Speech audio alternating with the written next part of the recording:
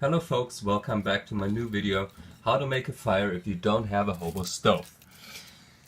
There's literally 1,000 ways to make a fire, and some of them are good, some of them are not as efficient, but many of them work quite well. So of course I picked the way I liked most, and that is using a kind of a grid structure, which I like particularly because it's very stable, so you can cook on it and boil water on it.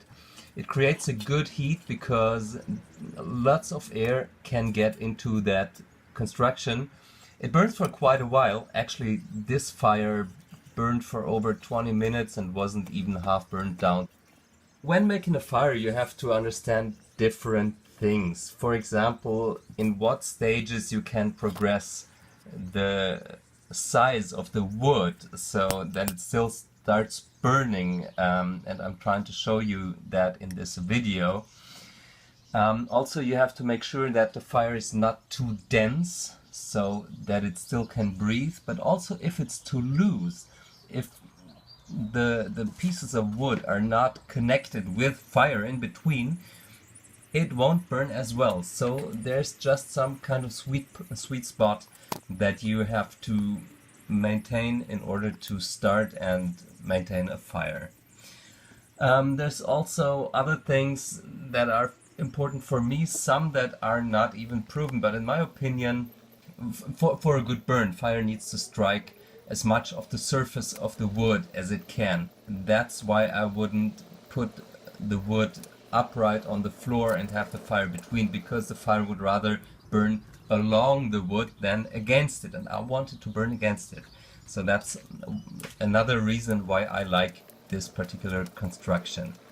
When you make a fire, I mean, you don't have to copy exactly what I'm doing or what somebody else is doing. It's much more important to understand the general principle of how a fire works, of what it needs and what scale, and you learn that by testing and observing. So just take your time in case you're not there already and figure it out. It's not rocket science, but still there's quite a lot of adult people who are not able to make a fire, and I think everybody should be capable of that thing. As you see, I'm doing a boiling test, of course, to compare it with the hobo stoves, and usually for such a fire I would use a bigger pot that would be standing better on that, but I just didn't have any, and also it's the pot I use on all my stoves. So that is why I use this one.